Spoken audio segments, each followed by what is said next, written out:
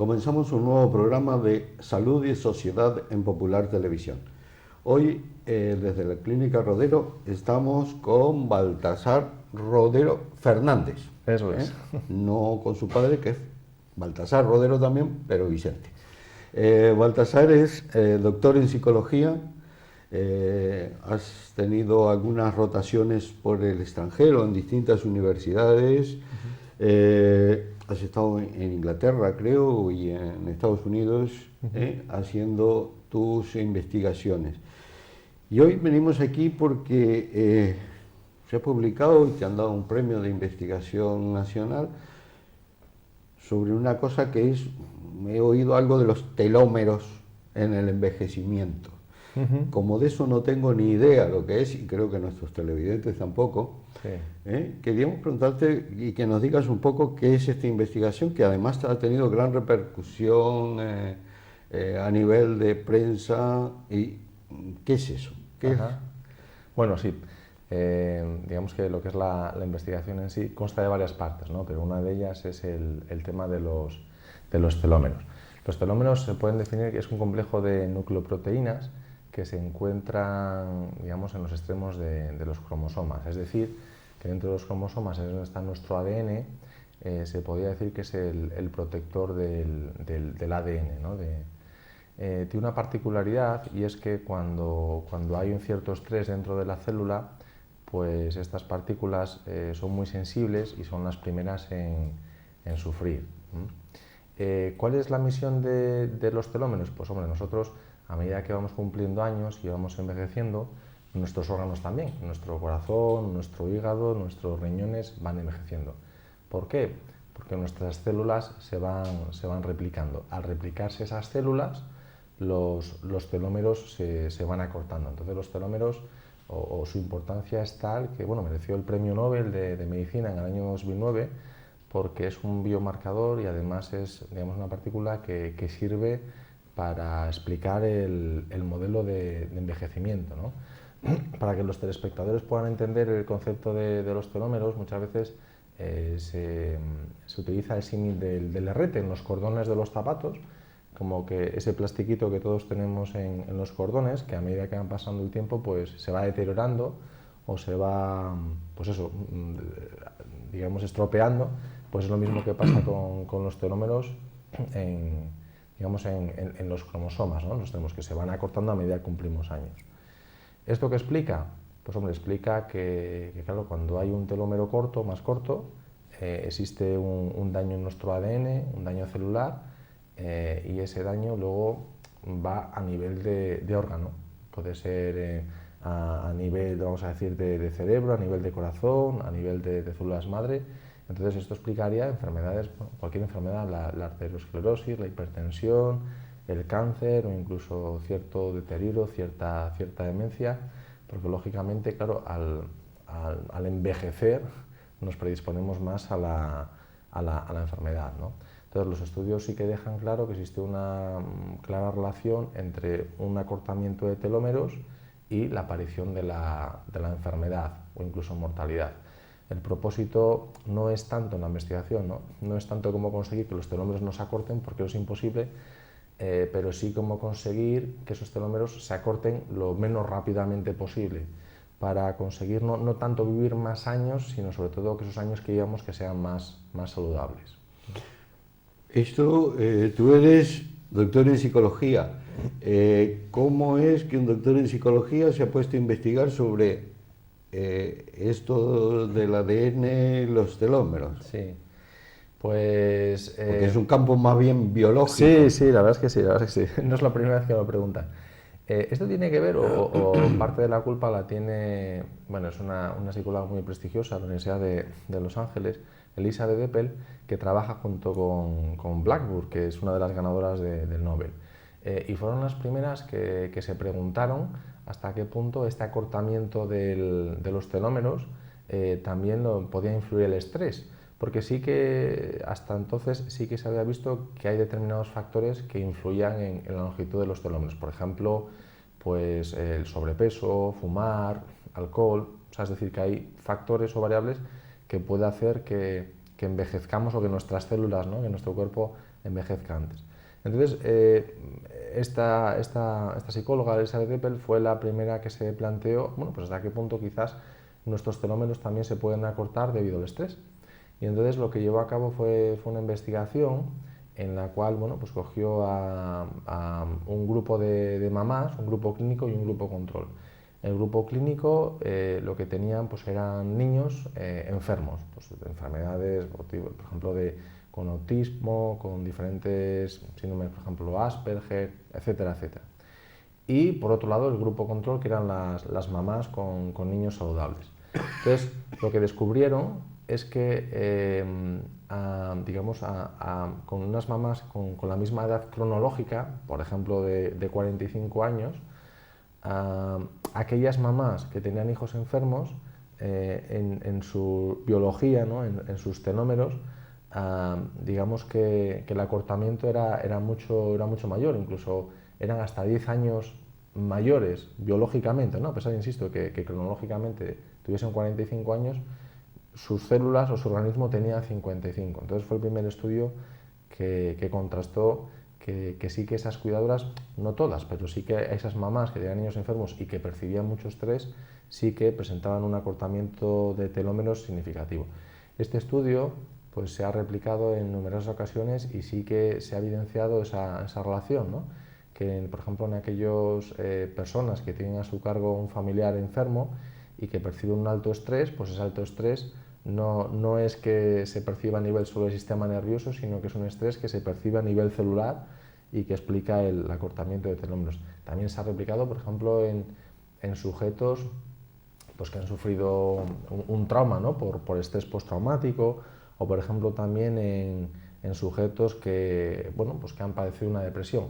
Lo importante en todos estos casos, de todas maneras, no es tanto el sí, lo que es el trauma o la depresión, sino cómo esas personas perciben esas situaciones, ¿no? Porque vamos a decir que no todas las personas reaccionamos igual en todas las situaciones. Por ejemplo, en el tráfico, ¿no? Pues puede pitar un coche y bueno, hay gente que hace caso omiso, saluda, y hay gente que se baja del coche y busca algo más, ¿no? Entonces, claro, cuando alguien no encaja bien la realidad o la situación o no se adapta, digamos que tiene lo que es mucho más estrés, el estrés percibido, ¿no? Y entonces es cuando sufre este daño a nivel celular, ¿no? Es cuando más estrés aparece. Pero, ¿qué viene a ser el estrés? O sea, ¿qué es el estrés? El estrés, lo que está diciendo es que el estrés que podemos tener por distintas circunstancias de la vida, bueno, que no sé lo que es el estrés, Sí. Que nos vas a decir qué es el estrés, eso nos afecta a nivel celular y eso nos provoca un cierto envejecimiento, nos provoca envejecimiento. Es decir, eso lo percibimos muchas veces porque vemos gente que se pone a cuidar, por ejemplo, un familiar enfermo, o tiene un hijo con una enfermedad, como decías antes, y en esas circunstancias, pues después de un tiempo atendiéndolo, dicen, joder, ¿cómo ha envejecido esta persona? Eso sería una cosa. Sí, pero ¿qué es ese estrés? ¿Cómo bueno. decimos estrés? ¿Que es que tengo miedo? ¿Qué es el estrés? Sí. Pues mira, yo creo que como con muchas otras cosas, el estrés, ¿no? Como con muchas vacunas, la penicilina, pues que se descubren por casualidades. Esto ya se remonta en los años 50-60, cuando había un experimentador, Hans Selye, que estaba en laboratorio y trabajaba con ratas, ¿no? Pues estaba investigando pues, diferentes cuestiones y observó que en aquellas ratas que llevaban muchos años en laboratorio y habían sometido a muchas pruebas, pues empezaban a aparecer más enfermedades, ¿no? Y ahí es cuando dijo, ahí va, aquí parece que hay una relación entre tener sometida a un animal a una situación difícil y que digamos, en su organismo aparezca la enfermedad. A partir de ahí, bueno, pues existe mucha bibliografía. El estrés, lo que se trata de definir es un estado en el que se mide, vamos a decir, las demandas que nosotros vemos, los recursos que tenemos. Cuando nosotros entendemos que esas demandas externas son superiores a nuestros recursos, pues es cuando entendemos que nos empezamos a, vamos a decir, que nos empezamos a estresar. Digamos que el estrés podemos hablar de varias fases. Un estrés de una fase de alarma pues sería el típico de que yo creo que hemos pasado todos por él cuando estamos en el instituto, cuando estamos en el colegio, pues es un estrés que dura una semana, 2 semanas por el tema de exámenes y ya está, y desaparece. Entonces ahí solo se pone en marcha nuestro sistema nervioso. Otro estrés, digamos, en el que esa situación pues ya vamos a suponer, por ejemplo, que es algo traumática, la pérdida de un ser querido, un accidente, situaciones, ¿no?, que nos pasan a menudo.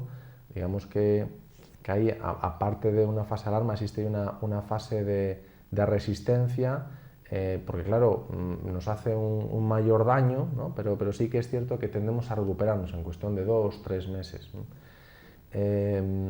La situación que más suele desgastar y es la que más suele correlacionar con estados de salud es lo que se llama el estrés crónico, que es cuando cualquiera de nosotros estamos sometidos a una situación que nos demanda bastante y claro, y sobre todo que se mantenga en el tiempo, porque es lo que más recursos nos está pidiendo, ¿no?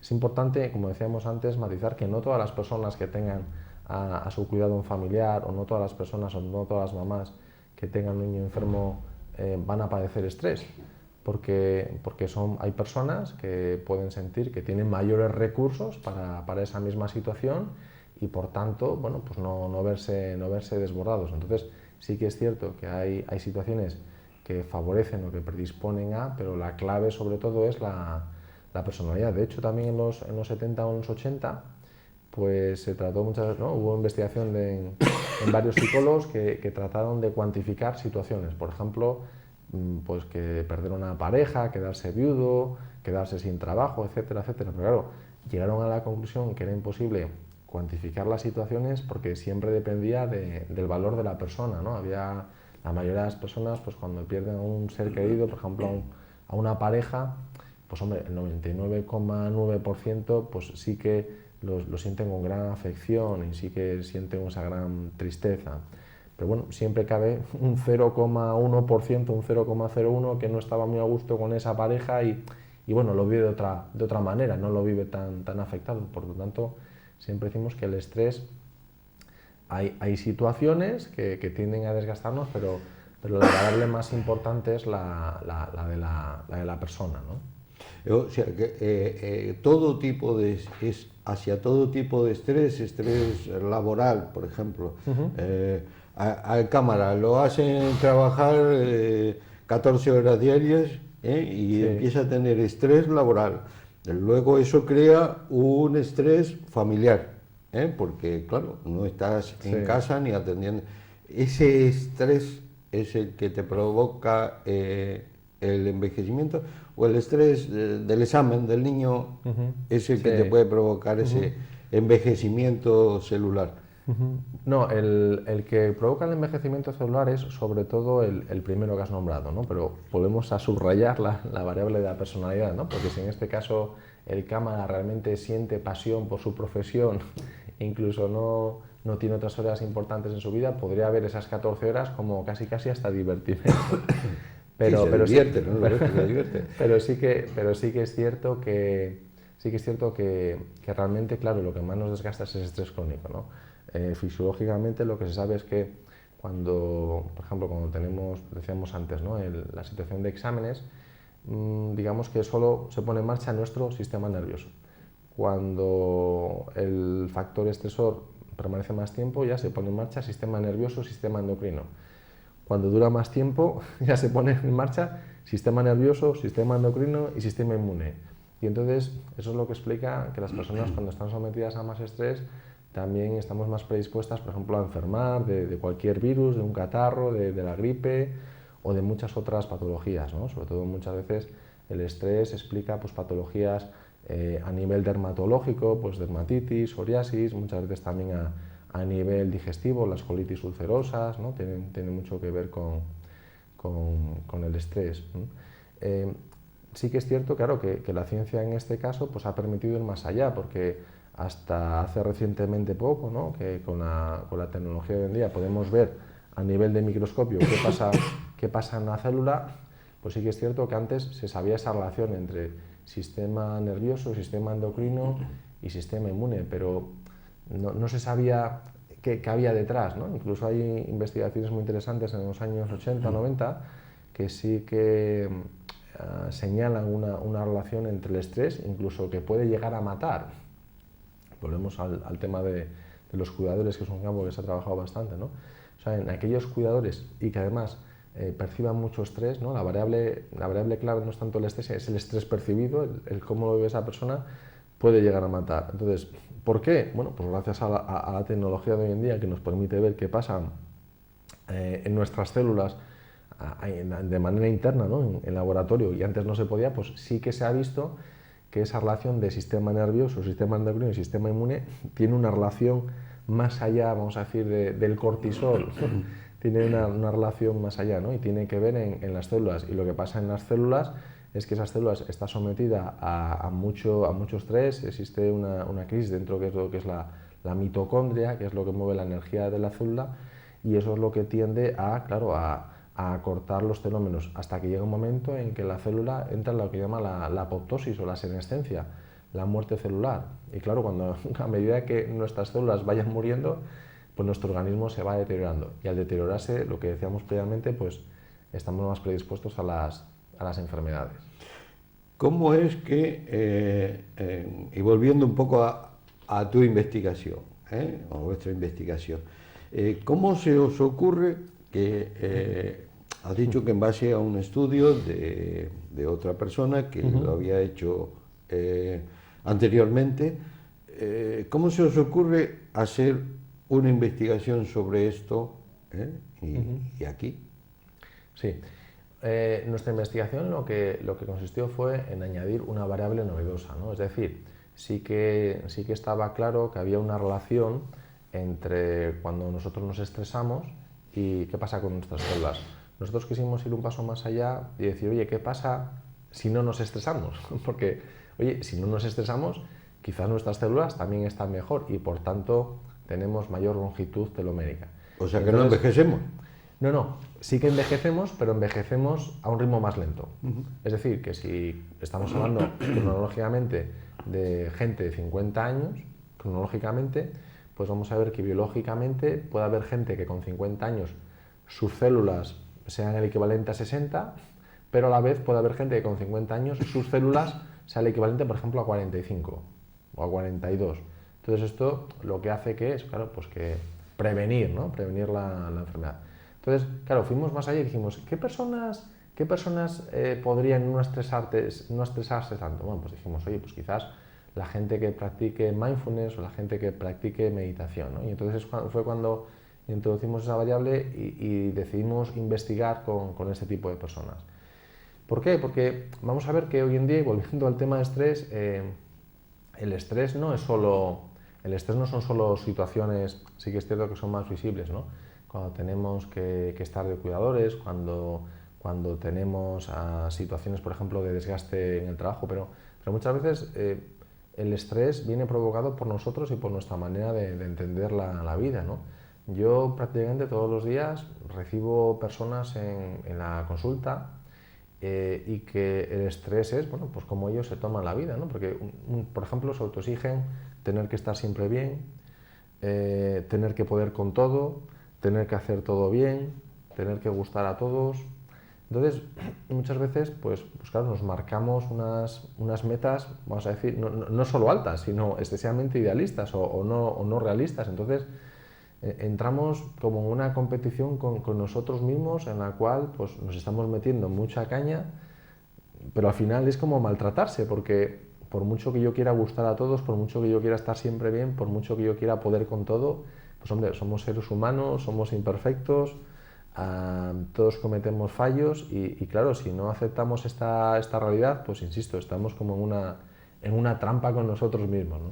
Entonces, claro, el estrés no es solo tener a un familiar enfermo, el estrés es cómo yo me tomo la vida. Entonces, si tenemos una persona, ¿no?, que decíamos antes de tengo que gustar a las personas, ¿esto qué supone? Pues supone que esta persona pues va a sufrir mucho porque no va a decir que no va a expresar opiniones, no va a expresar críticas. Entonces, eso es como casi un símil, como tener una pistola en la sien de manera permanente, porque el sufrimiento lo lleva a uno, ¿no? Es lo que hablamos de como de las amenazas en el siglo XXI, y su organismo por dentro está sufriéndolo de manera diaria en cómo se toma la vida. Entonces, claro, la meditación sí que es cierto que es una técnica que bueno, nos permite entender que esas creencias que podamos tener o esos pensamientos, ese modo de vida, bueno, pues no deja de ser algo totalmente subjetivo, algo que es nuestro, y nos ayuda, pues primero a ser conscientes de ese punto, y por tanto nos ayuda a entender la vida de otra manera y a estresarnos menos, ¿no? Por eso es mindful. Eso es el mindfulness o meditación, eso es. Mindfulness es el término en inglés, en español, bueno, se puede traducir como meditación, o podríamos hablar sobre todo de contemplación, ¿no?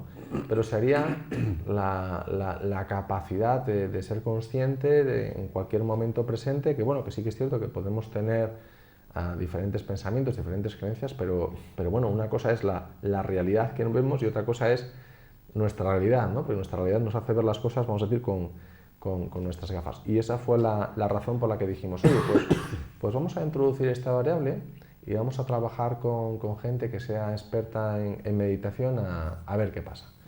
Y bueno, la verdad es que para llevarla a cabo, bueno, lo llevamos con la Universidad de Zaragoza, porque bueno, allí, aparte de que ha sido mi tutor y mi profesor de tesis, también es un gran amigo, el profesor Javier García Campayo, que fue también el que bueno, participó y codirigió esta investigación. Pues bueno, teníamos contacto con un grupo de meditación en Zaragoza, que practican bueno, pues la meditación en reclusión y tal. Y sobre todo lo que decidimos es, vamos a trabajar con gente experta. Y gente experta eran pues que al menos llevasen 10 años meditando, al menos. Y entonces cogimos a un grupo de 20 meditadores y otro grupo de control de gente que nunca hubiese hecho nada de meditación, y lógicamente ni estuviese tomando ningún tratamiento farmacológico, ni estuviese yendo al psiquiatra, ni nada por el estilo. Y bueno, lo que contrastamos en los resultados, que era un poco pues, la hipótesis que planteamos, que esas personas, a igualdad de condiciones, es decir, a igualdad de edad, de peso, de condiciones sanitarias, sí que es cierto que los expertos en meditación presentaban una longitud telomérica significativamente mayor que el grupo de no meditadores, ¿no? Entonces, claro, ¿qué quiere decir eso? Pues hombre, sí que es cierto que quiere decir que si tenemos la habilidad de estar en el día a día y no estresarnos tanto, pues lógicamente nuestro organismo, nuestras células nos lo van a agradecer, ¿no? Podríamos decir, para que nos entiendan, que nuestras células nos están escuchando permanentemente, están en contacto con nosotros, y si conseguimos eso, conseguimos en el día a día no enredarnos tanto, bueno, pues digamos, vamos a estar más jóvenes y por tanto vamos a estar menos predispuestos a envejecer y menos predispuestos a enfermar. ¿Y entonces qué recomendamos? ¿Que se vayan de monjes de clausura o no? Bueno, eso está bien. Hombre, sí que es cierto, existen, antes decíamos, algunas variables que tienen que ver con acortamiento de telómeros, vamos a decir, más rápido, ¿no? Como era consumo de alcohol, fumar, sobrepeso. Entonces, ¿qué quiere decir esto? Pues que las contrarias también se relacionan o se asocian con una longitud telomérica mayor, ¿no? Sobre todo tener un índice de masa corporal por debajo de 25, no fumar, no beber, pero lógicamente también es importante, yo diría como las 3 Ds, ¿no? Que se hablan de una dieta mediterránea, deporte y descanso. Esas 3 variables son claves. Por lo que hemos visto en esta investigación, otra variable, además de esas que ya son de por sí saludables, podría ser, bueno, pues la estrategia de meditación. No hace falta ir a ser un monje de clausura, ¿no? Existen clínicas como esta en las que también tenemos talleres de mindfulness, de meditación, y lo que tratamos es de infundir a la gente pues ciertas estrategias, ciertas técnicas, sobre todo para combatir el estrés. Y el estrés, volvemos a a subrayar el término, porque el estrés muchas veces le creamos nosotros. El estrés casi nunca viene impuesto por el entorno. Oye, muchas veces en consulta suelo poner el ejemplo del árbitro. Todos los domingos sale al campo, sabe que le van a decir de todo menos piropos, menos cosas bonitas, pero bueno, es una persona que está mentalizada, sabe lo que le espera y, bueno, y todos los domingos sale a pitar y no pasa nada, ¿no? Es un buen ejemplo para darnos cuenta de que no porque la situación sea hostil, no porque la situación sea negativa, tenemos que estar mal. En estos talleres lo que tratamos es de enseñar a esas personas a ser conscientes, pues eso, de poder ver las cosas de otra manera. Entre otras cosas, ¿por qué? Porque seguramente, bueno, podríamos hacer un pequeño experimento, aunque yo no sé si por televisión podría funcionar, pero bueno, vamos a intentarlo. Podríamos suponer o podríamos proponer a los espectadores que imaginaran que aquí tuviéramos, vamos a suponer, donde está mi mano, una pizarra verde pequeñita, de las que están en el colegio, y entonces la idea es que voy a coger mis uñas y voy a pasarla así por la pizarra, así, de arriba a abajo, así, sí, incluso, bueno, por si acaso, de abajo arriba, así, sí. O podemos hacer otro pequeño experimento que podemos suponer que tenemos aquí también un plato y tenemos unos cubiertos. Yo creo que todos hemos pasado por esa experiencia, y entonces alguien cuando está, por ejemplo, cortando carne, no está cogiendo la carne y está rozando con el cubierto del plato y sale ese chirrido, ¿no? Entonces, hombre, no sé si todos, pero muchos espectadores ahora mismo pues lo habrán sentido, porque nuestra mente es una particularidad que tiene, ¿no? Nuestra mente nos puede hacer sentir cosas, aún no siendo reales, aún no estando presentes, lo podemos sentir, ¿no? Entonces, es importante tener en cuenta esa propiedad, porque claro, muchas veces nos estresamos por cosas que nosotros pensamos que nuestra mente nos lo hace sentir como si fuese real, pero tenemos que ser conscientes que una cosa es lo que tenemos en nuestra mente y otra cosa es la realidad, aun siendo conscientes que nuestra mente tiene esa capacidad. Esa disociación entre la realidad y lo que es entre la realidad y lo que nuestra mente imagina, ¿eso causa también estrés? Porque pues eso, sí. Lógicamente, si yo veo que me siento atacado por lo que supongo que veo, pues eso me causará un estrés y una reacción. Totalmente, ¿no? Totalmente de acuerdo. Siguiendo si quieres este ejemplo, podríamos proponer, digo para verlo de manera sencilla.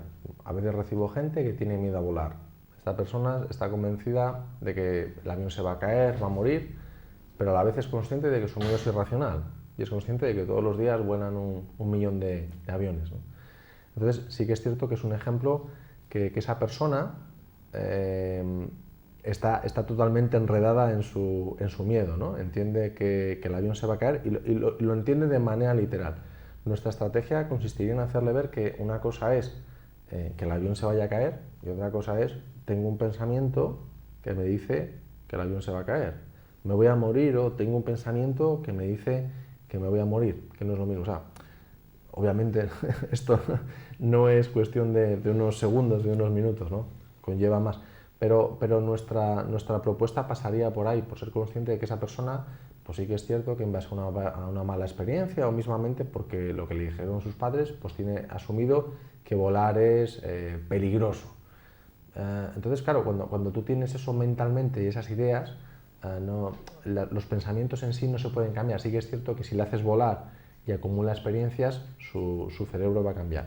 De la misma manera que decimos que el avión es peligroso, pues claro, podemos decir, tengo que gustar a todos, tengo que poder con todo, y claro, si no lo consigo me estreso y me lo tomo, claro, como si fuera totalmente real, ¿no?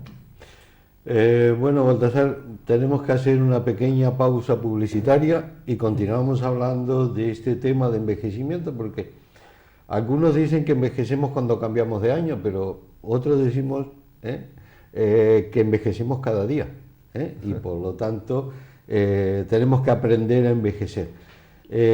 Hacemos una pequeña pausa publicitaria y continuamos hablando de este tan interesante tema.